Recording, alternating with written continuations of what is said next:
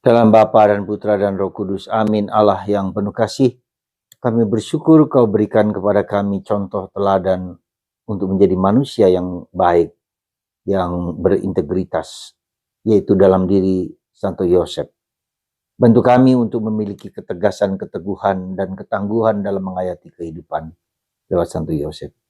Terpujilah namamu kini dan sepanjang segala masa. Amin. Para saudaraku terkasih dalam Kristus, hari ini gereja merayakan atau peringatan Santo Yosef sebagai pekerja dan disebut dengan Hari Buruh Internasional. Dan karena itu libur, kita menghormati para pekerja di seluruh Indonesia, seluruh dunia untuk menuntut hak-hak mereka yang pantas dan layak sebagai manusia, sebagai keluarga. Satu. Yang kedua, kenapa Santo Yosef sebagai pekerja? Karena penting bagi kita pribadi Santo Yosef seorang yang lelaki sungguh-sungguh gitu loh. Kelemahan manusia keluarga zaman sekarang karena peran lelaki dalam keluarga itu sangat lemah. Maskulinitas yang dalam diri manusia itu sangat lemah. Dan itulah mereka kehilangan pribadi yang tangguh, yang kokoh, yang kuat, yang hebat. Ya, dan itulah kita bisa melihat dalam diri Yosef. Dia tidak banyak omong, tetapi dia taat untuk menjalankan apa yang menjadi kehendak Allah dalam hidupnya. Dia sedia untuk mengambil bagian dalam karya keselamatan Allah. Dia seorang pribadi yang tangguh, yang kuat. Kalau dia seorang yang lemah, maka tidak mungkin dia berjalan dari Israel menuju ke Mesir untuk melarikan diri karena perbuatan si Raja Herodes yang membunuh anak-anak. Dan kita bisa melihat, saya melihat bahwa determinasi dari Yosef itu luar biasa. Ketegasan dia untuk mengatakan ya, meskipun tidak dikatakan dengan mulut, tetapi dia melakukan itu. Ya, tidak hanya dengan mulut, tetapi dengan melakukan. Dan itu yang kita harus tiru dalam diri Yosef. Jadi dalam batinnya dia bisa membedakan mana baik dan tidak. Ya, lalu dia menjalankan dengan taat, setia, dan tekun. Ya, bagaimana dia membawa Yesus kecil ke Yerusalem, mempersembahkan Yesus ke Yerusalem, mencari Yesus pada umur 12 tahun. Itu tidak mungkin tanpa ada ketegasan. Ya. Meskipun kalau kita raba dan kita lihat bukan yang gampang. Ya, bagaimana dia sebagai seorang pekerja, seorang tukang yang memberikan kehidupan bagi Maria dan Yosef dan Maria dan Yesus dengan bertukang itu. Ya, dan kita bisa melihat kalau karya Santo Yosef di suatu daerah Santa Fe di Amerika, di mana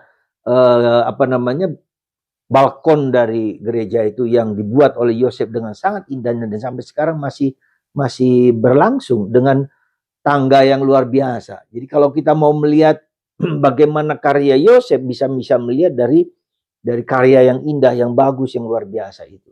Nah, jadi apa yang mau saya sampaikan kepada Anda? Mari kita menghayati kemaskulinitasan kita. Bukan dalam artian yang jelek, ya, tapi lelaki yang sungguh lelaki, perempuan yang sungguh tangguh dan kuat juga seperti Maria. Maka kita bersyukur dalam gereja Katolik. Dua tokoh ini menjadi simbol, menjadi kekuatan bagi kita untuk taat, setia, teguh menjalankan kehendak Tuhan. Itu kuncinya menurut saya. Nah, bisa kita lihat dalam orang-orang yang seperti ini akan berbuah banyak. Orang-orang seperti ini akan menghasilkan buah-buah anggur yang luar biasa. Karena dia masih connectedness dengan pokok anggur. Ya. Maka kalau kita melihat pokok anggur, cabang-cabang yang bersatu dengan pokok anggur akan menghasilkan buah-buah yang melimpah. Dan itu bisa kita lihat dalam diri Yosef, para kudus, para santo-santa di seluruh dunia yang memberikan segala-galanya karena bersatu dengan pokok anggur. Dan itulah juga seorang yang taat kepada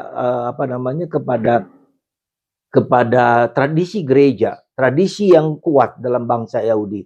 Maka Yosef juga menyadari tradisi budayanya, ya, dan melakukannya, menjalankannya, menghayatinya. Ya, jadi kita juga tidak bisa mengatakan bahwa melupakan sejarah budaya kita sebagai orang Jawa atau sebagai orang Batak, sebagai orang Flores. Itu tetap kita hormati, ya, seperti Yosef, seperti Maria juga.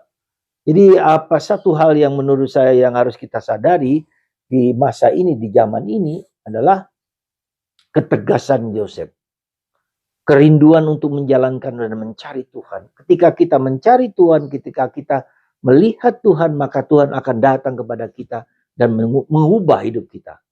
Yesus mengatakan, kalau engkau mencintai aku, Bapa dan aku akan tinggal dalam dirimu. Wah, ini luar biasa. Bapa dan aku. Dan Roh Kudus juga akan tinggal dalam diri kita. Maka carilah Tuhan ya, di atas segala sesuatu. Dan bagaimana cara mencari Tuhan? Ketika kita menghadapi situasi yang berat, sulit, salib-salib berat dalam hidup kita, disitulah kita bisa berpegang ya. Ketika kita menghadapi jalan buntu kehidupan, peganglah Kristus di atas segala sesuatu.